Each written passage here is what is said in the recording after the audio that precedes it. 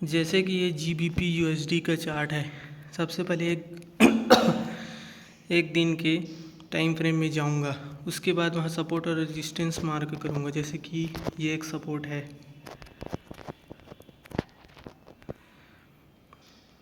ये दूसरा कहाँ है, रेजिस्टेंस ये था, ये।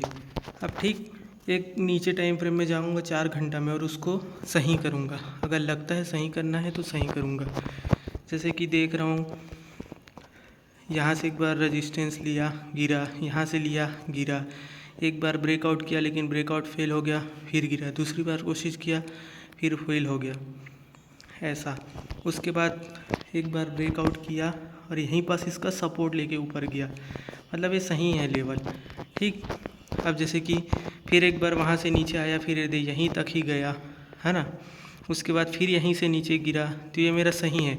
उसी को मैं आगे बढ़ाऊँगा तो फिर यहाँ पास लेवल पर पहुँचा ये। तो यहाँ से सिर्फ इसका 2 चांस है, तो यहाँ से नीचे गिर सकता है फिर से, या तो इसका ब्रेकआउट कर सकता है, ठीक।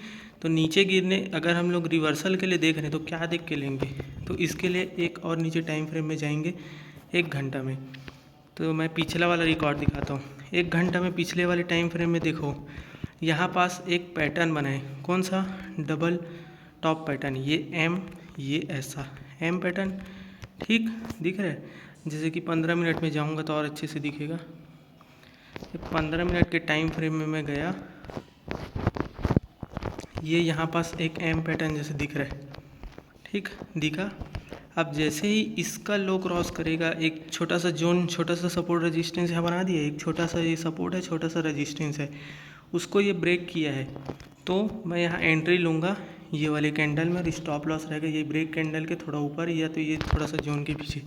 अब मैं इसको तो चाहे तो यहाँ तक का भी टारगेट ले सकता हूँ, यहाँ उसके नीचे तक का भी ले सकता हूँ। चाहे तो मैं 1 घंटे के टाइम फ्रेम में जाके इसका टारगेट यहाँ तक भी ले सकता हूँ।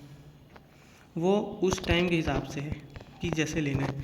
ये तो था पिछला का। अब अभी जैसे कि मार्केट फिर यहीं पास पहुँचा है अपने जोन के पास, तो यहाँ पास क्या है, अभी मार्केट पूरा साइडवेज है, ठीक।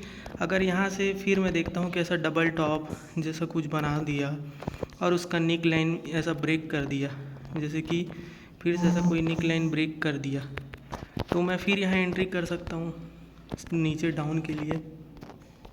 अगर नहीं किया तो क्या कर सकता है, यहाँ से ये ब्रेकआउट मार देगा, ये ऐसा हो सकता है। दोनों में से कुछ एक तो हो सकता है ना। तो अगर मेरे को नीचे रिवर्सल पैटर्न देखना है तो मैं क्या देख के लूँगा, कोई सा छोटा टाइम फ्रेम में, जैसे 15 मिनट हो गया, 5 मिनट हो गया, वहाँ पास ये सब जोन में एक रिवर्सल पैटर्न देखूँगा। यहाँ पास रिवर्सल पैटर्न है क्या, तो देख के लूँगा, ठीक। जैसे कि 15 मिनट में अभी पूरा मार्केट साइडवेज है, बस ऊपर नीचे हो रहा है, तो यहाँ नहीं लूँगा। इसके पहले मार्केट यहाँ पास आया था, यहाँ पास थोड़ा देर रुका, एक पैटर्न जैसे बनाया था, जैसे कि 1 घंटा में साफ दिख रहा है कि यहाँ पास एम जैसे बना है। ये आया ऊपर, फिर यहाँ से 2 रेड कैंडल नीचे गया, फिर एक रेड कैंडल ऊपर गया, मतलब मार्केट ऊपर गया, फिर वहाँ से धीरे धीरे रेड कैंडल नीचे आया, मतलब दिखा ना एम पैटर्न जैसे है। तो इसका ब्रेक करेगा जैसे ही निक लाइन, इसको बोलते हैं निक लाइन, ये वाले को ब्रेक करेगा तो मैं एंट्री लूँगा। ऐसा देखना है रिवर्सल पैटर्न में।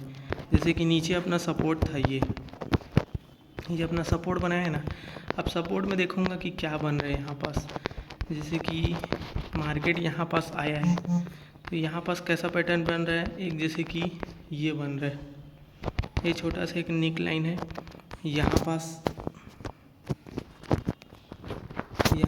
एक ऐसा डाउन टाइप का पैटर्न है, ये आया ऐसा, ये आया ऐसा, ये ऐसा आया ना, ठीक। ये एक डब्लू पैटर्न है, ये इसका ब्रेकआउट आया, रीटेस्ट आया, फिर इसके ऊपर ये फिर एक आया, मतलब यहाँ से हायर हाई बनते जा रहे हैं। एक छोटे टाइम फ्रेम में ऐसे ही देखना है, ऐसा होगा। तो यहाँ से अब क्या हो सकता है, यहाँ से 2 ही चीज़ हो सकती है, या तो यहाँ से ब्रेकआउट कर देगा, या तो रीटेस्ट आ जाएगा। नीचे कब लूँगा, जब इस लेवल के नीचे आएगा, मतलब पावर कैंडल के साथ ब्रेक करेगा तब लूँगा, ठीक है।